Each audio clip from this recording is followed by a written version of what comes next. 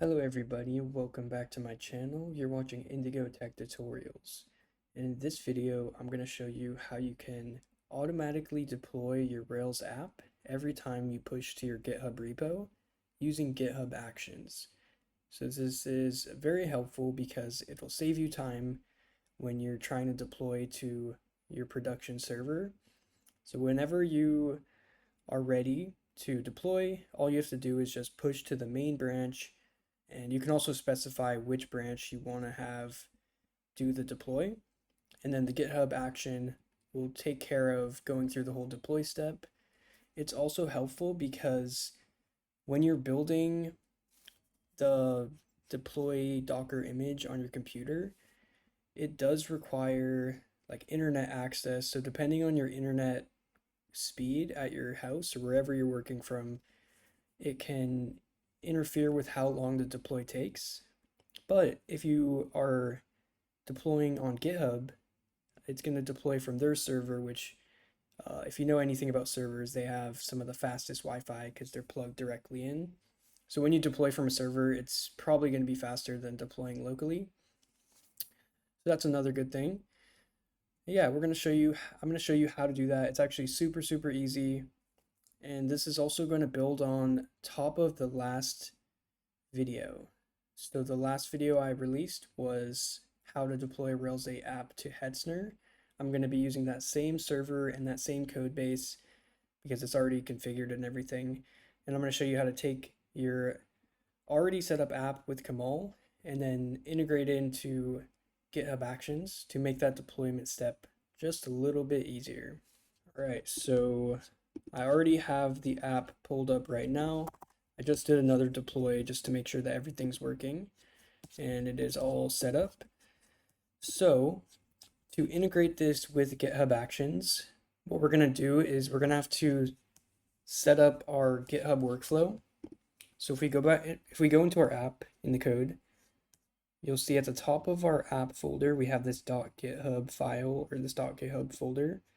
And if you go inside of here, you'll see that there's a workflows folder, and then there's a ci.yml file.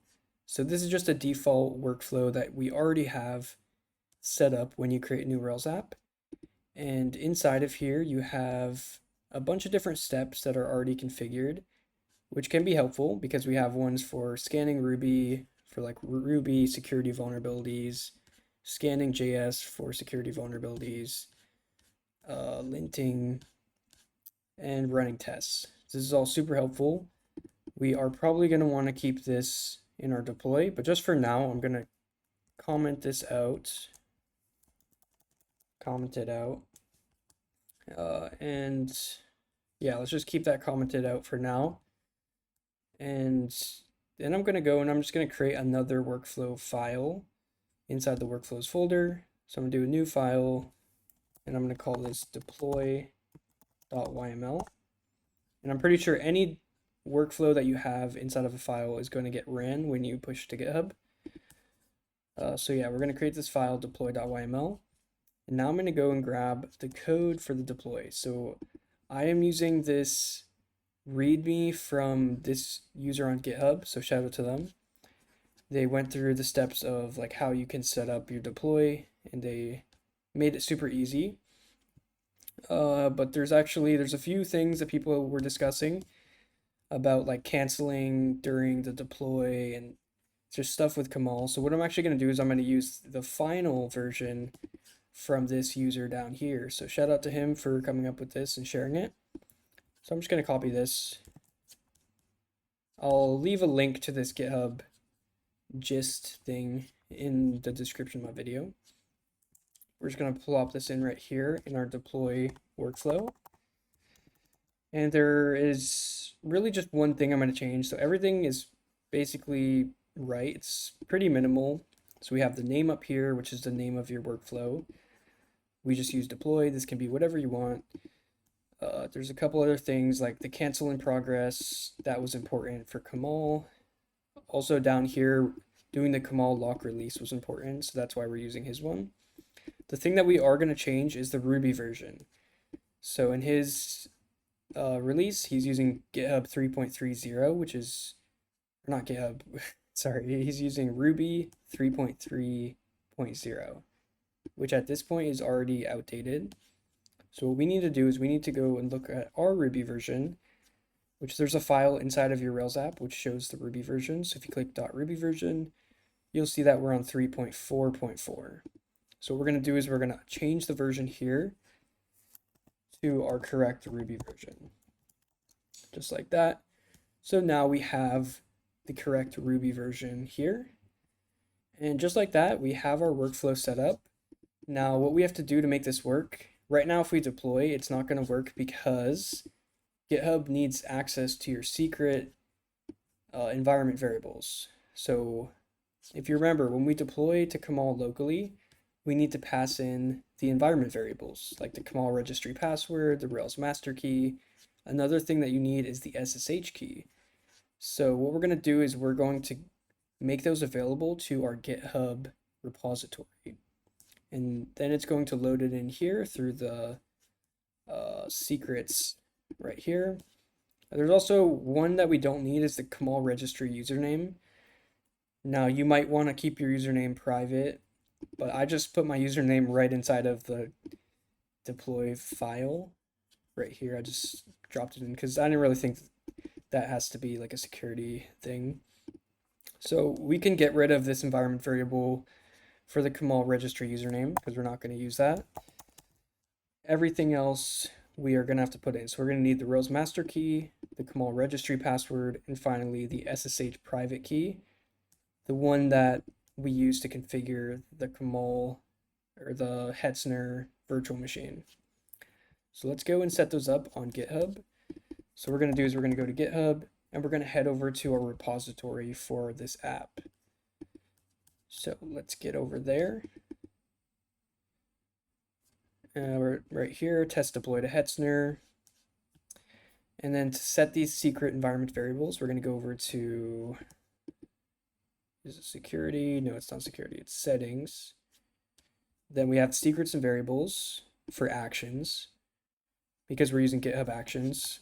And then what we need to set is the repository secrets. So we're going to go here and go to new repository secret, and we can put any of the repository secrets that we want to add. So let's just go through. Let's go back to the .env file and let's grab our Kamal registry password. Let's start with that one. So we're going to put that in, and then we're going to grab the content, so the key, put this right here.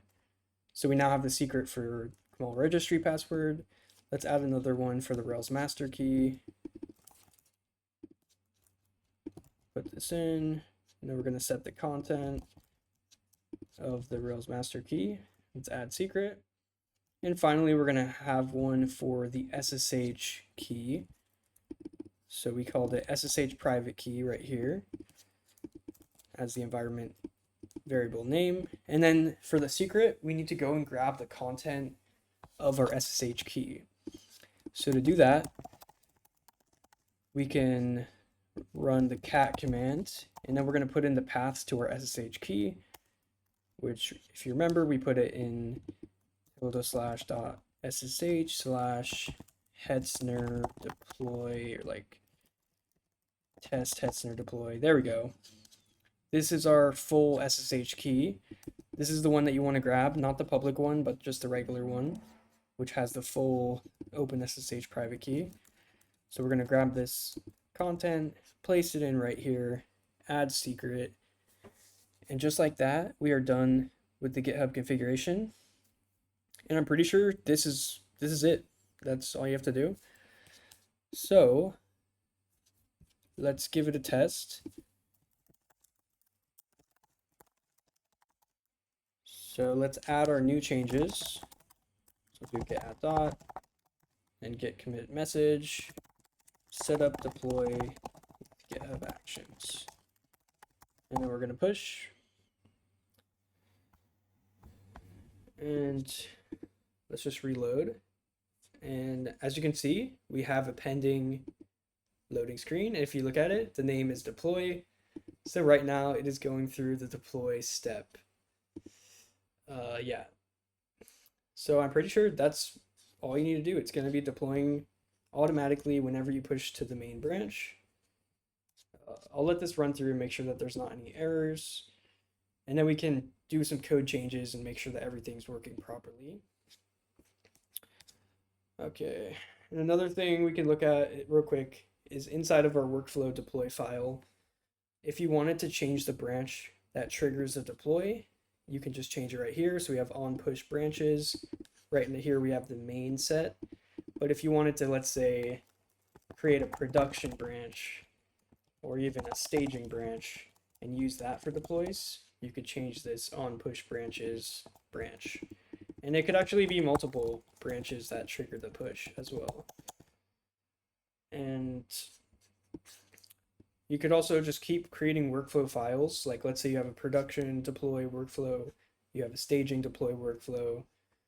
So yeah, that is pretty cool. Now I'm just going to let this go through the deploy step, make sure that everything's working. As you can see, it's going along. We haven't seen any errors, so I think we're all set up. It's, like I said, super easy to do this. Once you already have your Kamal deploys working, putting it in a GitHub action is very simple. It's really just this content right here in a workflow file.